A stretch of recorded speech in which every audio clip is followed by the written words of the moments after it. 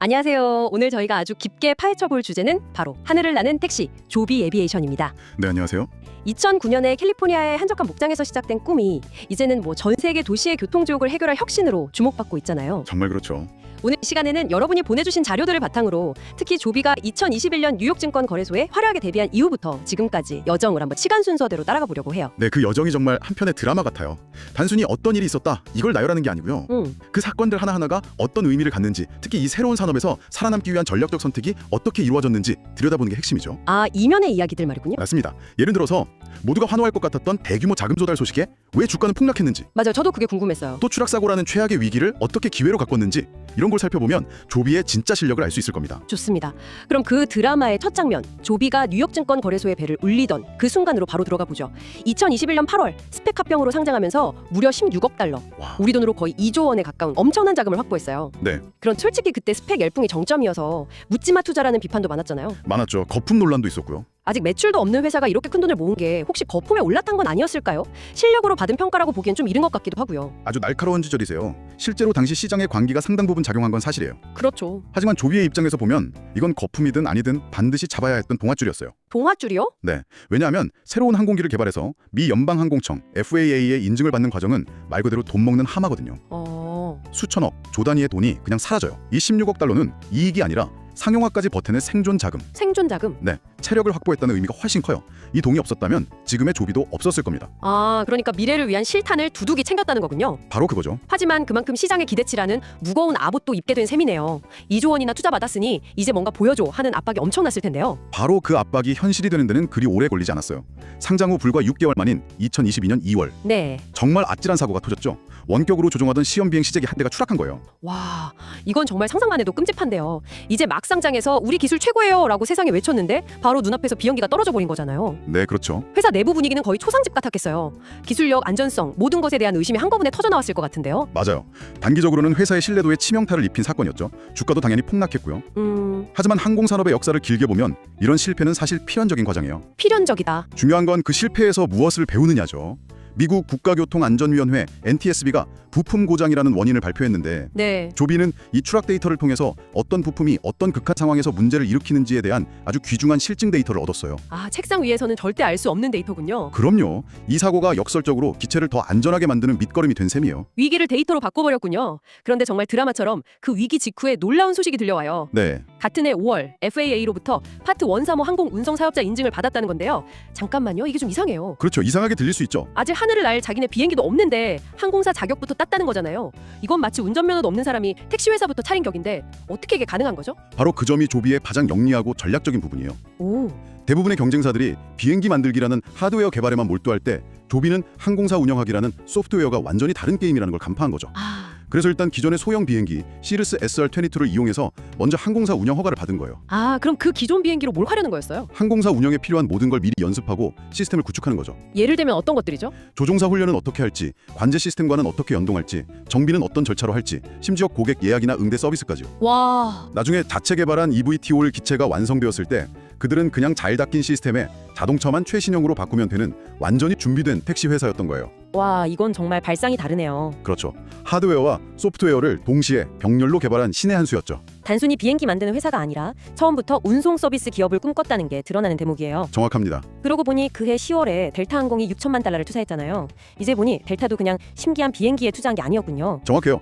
델타는 조비의 집에서 공항까지라는 서비스 모델, 즉 이미 준비된 운송 네트워크의 가치를 본 거예요. 아, 그 큰 그림을 본 거군요. 네, 뉴욕이나 LA 공항에 내린 델타 고객을 조비의 에어택시로 맨해튼이나 헐리우드까지 빠르게 실어나르는 그림을 그린 거죠. 이야, 이건 조비의 기술력뿐만 아니라 사업 모델 자체가 거대 항공사에게 인정받았다는 아주 중요한 이정표였습니다. 알겠습니다.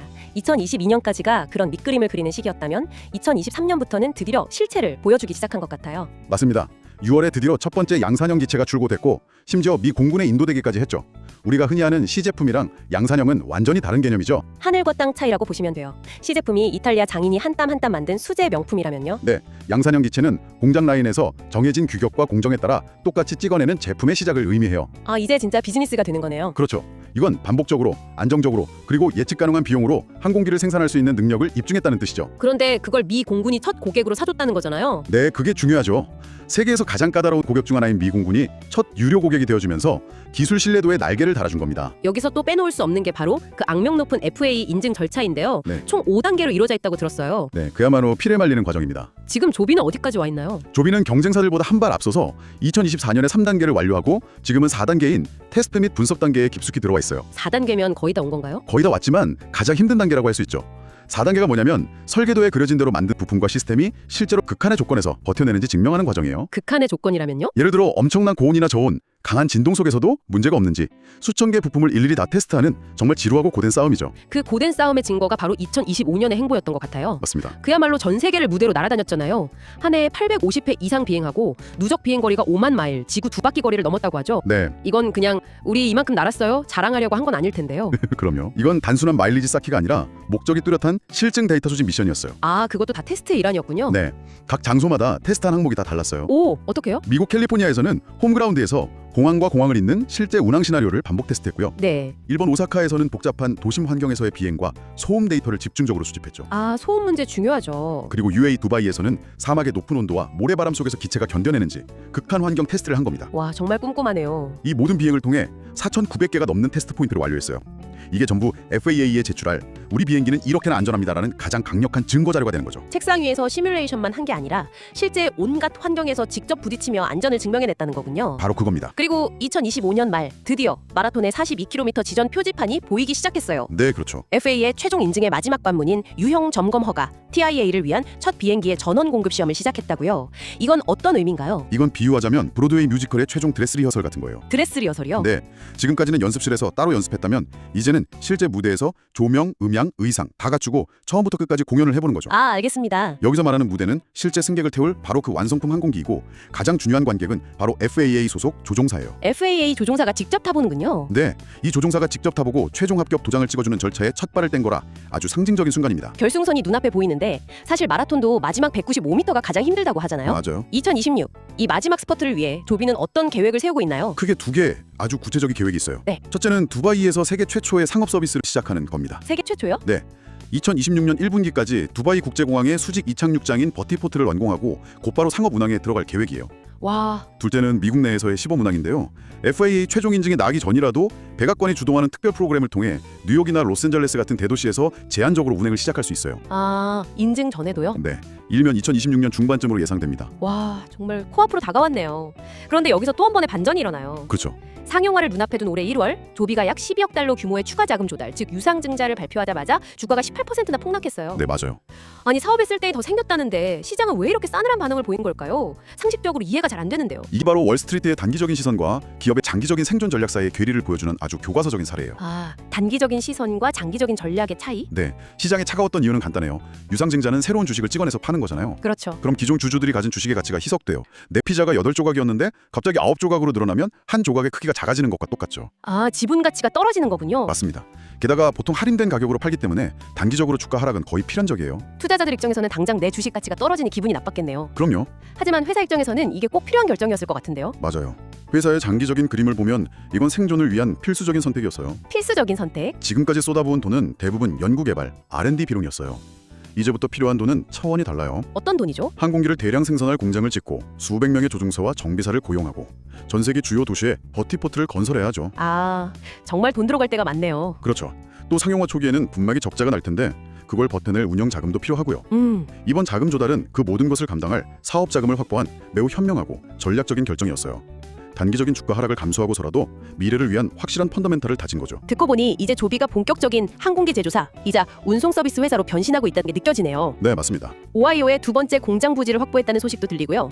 2027년까지 월 4대를 생산하는 게 목표라고 하던데요. 그렇죠. 2026년은 조비가 10년 넘게 이어온 기술 개발 스타트업이라는 껍질을 깨고 실제 제품과 서비스를 제공하는 산업 기업으로 탈바꿈하는 역사적인 변곡점이 될 겁니다. 자, 오늘 이야기를 정리해보면 이렇네요. 2021년 상장 이후 조비 에비에이션은 시장의 뜨거운 기대와 차가운 의심 속에서 기술적 난관과 규제의 벽을 하나씩 넘어왔어요. 네, 정말 다사다난했죠. 추락사고라는 최악의 위기는 데이터로 승화시켰고 델타항공, 토요타, 미 공군 같은 든든한 파트너들을 확보하며 신뢰를 쌓았죠. 네. 그리고 2026년 초의 자금 조달과 그에 대한 시장의 엇갈린 반응은 이 회사가 마주한 현실을 명확히 보여줬어요. 어떤 현실이죠? 혁신 기술이 실제 산업으로 뚫어내리는 과정에는 상상 이상의 자본과 시간이 필요하다는 것, 그리고 그 과정에서 시장의 인내심을 끊임없이 시험받게 된다는 사실 말이죠. 오늘 분석을 통해 보니 조비는 기술과 규제라는 가장 높은 산은 거의 다 넘은 것처럼 보여요. 그렇죠. 거의 구분응선을 넘었다고 봅니다. 하지만 이제 어쩌면 더 힘든 과제가 남아있는 것 같아요. 바로 경제성과 대중의 수용성이라는 산이죠. 네, 마지막 관문이죠. 자, 여러분께 한번 질문을 던져보고 싶어요. 여러분의 일상적인 출퇴근을 위해 기꺼이 이 하늘을 나는 택시에 몸을 실게 될까요? 그리고 한 대당 연간 220만 달러, 우리 돈 30억 원의 매출을 올릴 거라는 조비의 예측이 과연 현실이 될 수 있을까요? 그 질문에 대한 여러분 각자의 답이 앞으로 도심 항공 모빌리티라는 산업 전체의 미래를 결정하게 될 겁니다. 오늘 저희의 분석이 그 미래를 가늠해 보시는데 좋은 출발점이 되었기를 바랍니다.